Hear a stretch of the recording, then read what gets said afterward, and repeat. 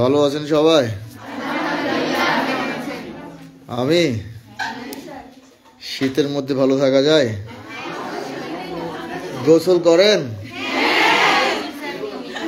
নিয়মিত? সকালেই না দুপুরে? পারলে সকালে গোসল করবেন প্রতিদিন। যাই হোক, আজকে যে টপিকের উপর ক্লাস নিব বলে ভেবেছি এবং সকালে নিয়েছি, একটা বিশেষ কারণে এই টপিকটা আজকে। টপিকের নাম হলো ইমোশন। বিশেষ কারণটা হলো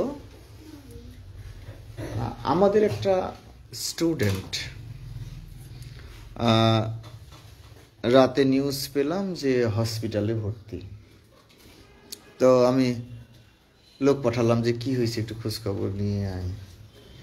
গিয়ে দেখে পুরো হাতটা একদম ব্লেড দিয়ে কেটে কুটে একাকার, একদম ডিপ করে, হ্যাঁ একদম মানে বাজে অবস্থা। তো হাত কিভাবে কাটলো?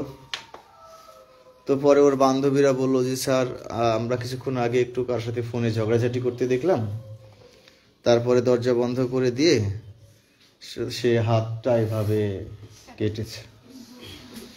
তো যখন রক্তাক্ত অবস্থা তখন সে কান্নাকাটি করছে। যাক, তাকে পরে হসপিটালে নিয়ে যাওয়া হয়েছে। হ্যাঁ, পরে কিছু টিস লাগছে, কিছু জায়গায় ড্রেসিং এই সেই করে তো পরবর্তীতে আমি মেয়েটার সাথে একটু কথা বললাম, কেন কেটেছো, কথা বলে না। হ্যাঁ, সে বলল যে অভিমানে, আবেগে, ইমোশনে।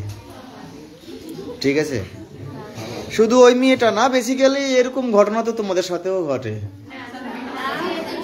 হ্যাঁ, ইমোশনের কারণে এটা সেটা এই সেই অনেক কিছু ঘটে যায়।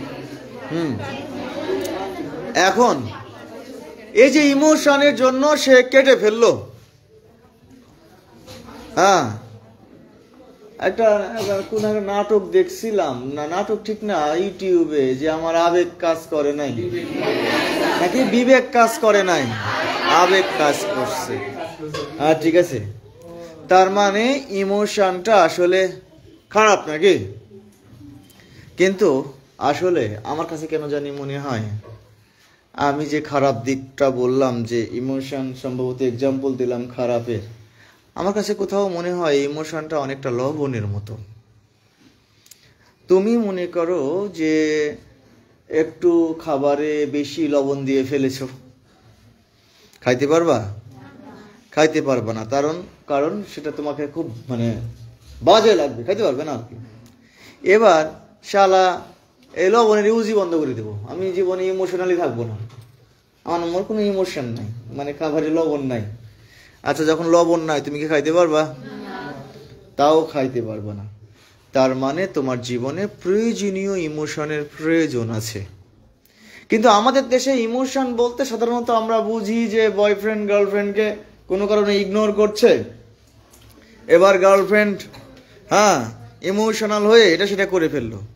কিংবা অনেক মেয়েরা ইদানিং দেখছি যে বিবাহিত বউ আছে, এরকম একটা পুরুষের সাথে আবেগে পড়ে তার সাথে চলে যাচ্ছে। ইমোশনাল ডিসিশন, ফ্যামিলিকে তো আক্কা না করে, সিনিয়রদের কথা না শুনে এই উল্টাপাল্টা কাজগুলো করছে এবং পরে তারা পস্তাচ্ছে। পস্তানোর পিছনে বিশেষ কারণটা হলো, প্রত্যেকটা রিলেশনে যেমন গভীর ভালো লাগা আছে, ঠিক তেমনি একটা সার্টেন পিরিয়ড পর সেখানে একটা খারাপ লাগাও তৈরি হয়। এই খারাপ লাগার সময়ে যদি ওই ছেলেটার অন্য অপশান থাকে, তাহলে বিশ্বাস করো তোমার জীবন ওখানেই কাট পড়ে গেল। কিন্তু একটা রিলেশনকে কেটে পড়ার জন্য, ভেঙে যাওয়ার জন্য, তার মানে তোমাকে প্র্যাকটিক্যাল হয়ে ডিসিশন নেওয়া শিখতে হবে। তো যাই হোক, এটাও আমার প্রসঙ্গ না। আমার কাছে প্রসঙ্গটা হলো যে অনেকেই মানে যারা বয়োজ্যেষ্ঠ মানুষ তারা মনে করেন এবং তারা বলেন যে ইমোশনলেস প্র্যাকটিক্যাল জীবনযাপন করা প্রয়োজন। যে ব্যবসায় বিশেষ করে তারা ইমোশনাল না, ওরা বাস্তবতার ভিত্তিতে হয়তো অনেক সময় অনেক ডিসিশন নেয়, এই জন্য ইমোশনলেস বাস্তবতা দরকার। কিন্তু আমার কাছে মনে হয় যে মানুষের জীবনে ইমোশনের প্রয়োজনও আছে। এই যে দেখো, তোমরা হয়তো মনে করো যে কোনো একটা সিনেমা দেখে আমি কেঁদে দিলাম, আমি ইমোশনাল। কেউ একটা অ্যাক্সিডেন্ট করেছে, তার কান্নাকাটি দেখে আমি কেঁদে দিলাম, আমি ইমোশনাল। ঠিক আছে, কিন্তু এটাই শুধু ইমোশন না। তুমি রেগে গেছো, তোমার রাগ একটা ইমোশন, তুমি অভিমান করেছো, তোমার অভিমান একটা ইমোশন, তুমি একটা বড় স্বপ্ন দেখেছো, ইয়েস স্বপ্নটাও তোমার একটা ইমোশন। হ্যাঁ ঠিক আছে, তুমি স্বপ্ন দেখবার পরে কিছুদিন পরে তোমার মুড সুইং করলো, তারপর তুমি আবার কারো পরামর্শ অনুপাতে লেগে থাকছো, তোমার এই লেগে থাকাটাও এক ধরনের ইমোশন। সুতরাং তোমার ব্যক্তিগত জীবনে এই ইমোশনের খুবই প্রয়োজন আছে। এরা আমার ব্যক্তিগত জীবনেও ইমোশনের একটা বিশাল প্রভাব ছিল। আমাকে যতটুকু বড় মনে হয়, বেসিক্যালি কোনো একটা সময়ে কারো দ্বারা অপমানিত হওয়ার পরে আমি মনে মনে ভেবেছিলাম যে এই অপমানের প্রতিশোধ নিতে হবে এবং আমাকে বড় করে। আমি কতটুকু বড় হয়েছি জানি না, তবে আমি স্পষ্টত বিশ্বাস করি আমার জীবনেরও এই পরিবর্তনের পিছনে এই ইমোশনটা দায়ী ছিল। কিন্তু এটা কি সেই ইমোশন যে আমি কাউকে পেলাম না বলে সুইসাইড করলাম? এটা কি সেই ইমোশন হওয়া প্রয়োজন? আমি কেউ আমাকে ইগনোর করলো বলে রাগ করে নিজের হাত কেটে ফেললাম? হ্যাঁ, আমার কথা হলো যে দেখো বাবারা, তোমরা নিউরন কোচিংয়ে এসেছো, এখান থেকে তোমরা পড়ালেখা শিখছো, পড়াশোনা করছো, খুবই স্পষ্টবাদী হতে হবে তোমাদেরকে, অবশ্যই রিয়েলিস্টিক হতে হবে, তবে অপটিমিস্টিকও হতে হবে, আশাবাদীও হতে হবে। সব কিছুর কম্বিনেশন তোমার মধ্যে থাকতে হবে, কিন্তু সেটা পরিমিত পরিমাণে। ঠিক আছে, এখন এই পরিমিতি বোধের যদি অভাব হয় তাহলে তুমি লাঞ্ছিত হবে, তুমি বিব্রত হবে।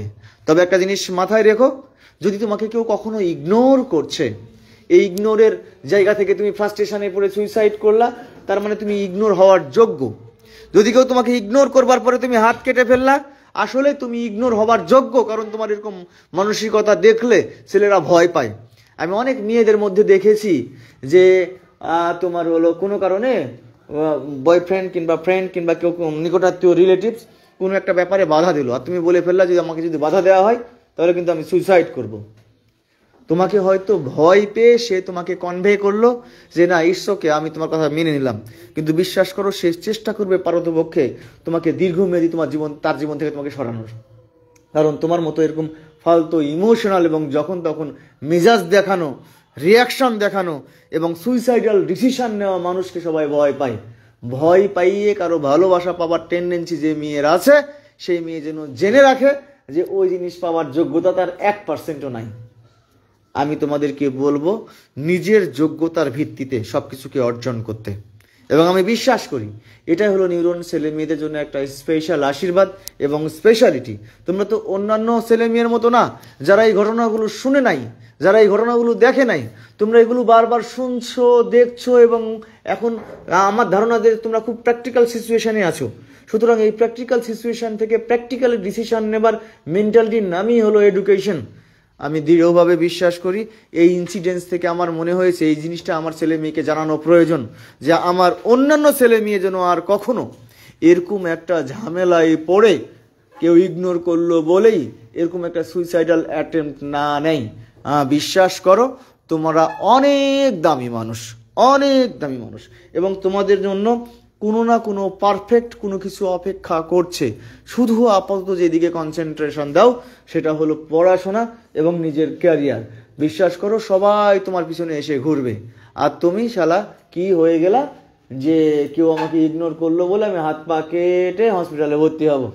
হ্যাঁ, আমার সামনাসামনি তো সেই এখন ধরনের বাচ্চা মানুষ, আমার তো ইচ্ছা করছিল থাপড়িয়ে আরও তার দাঁত মুখ ভেঙে দিই। হ্যাঁ ঠিক আছে, যে এই ঘটনাগুলো যারা করে যে আমি নিজের হাত কেটে ফেললাম, এ মেয়ের এই হাতের দাগ কোনোদিনই ভালো হবে না। বিশ্বাস করো এই দাগের জন্য যখন বিয়ে শাদীও হবে, হাজবেন্ডও দেখবে তার হাতে দাগ, তার মধ্যে সন্দেহ হবে তুমি কেন হাতটা কাটছো, তোমার প্রতি তার অসম্মান করবে সে একটা সময়। তো তোমার কি এই অসম্মান ভালো লাগবে তখন? হ্যাঁ, এই আহম্মুখী কাজ কেউ করে, এবং এই জিনিসটা দুদিন পর কেটে যাবে। এবং ওই মেয়েটাও ফিল করেছে যে স্যার আমি ভুল করছি। তুমি ভুল করছো, আগে খেয়াল ছিল না, কয় ইমোশনে করে ফেলেছি। তাহলে সেই ইমোশনটা কি মানে ভালো কিছু বয়ে নিয়ে আসলো? ইমোশন যেমন ইম্পর্টেন্ট, কিন্তু অতিরিক্ত ইমোশন এই লবণের মতোই তোমার জীবনকে বিষাক্ত এবং তিক্ত করে ফেলবে। সঙ্গত কারণেই অবশ্যই আমার দৃঢ় বিশ্বাস আগামী দিন থেকে তোমরা এরকম কোনো সিচুয়েশনে পড়লে কখনোই নিজেকে ছোট ভাববা না, বা এরকম ডিস্ট্রাকটিভ ডিসিশন নিজের জন্য নিবা না। ঠিক আছে, তো যাই হোক, মানে আজকে তোমাদেরকে এই রেফারেন্সটা এই জন্য বললাম তোমরা যেন সাবধানী হও। ভালো থেকো সবাই।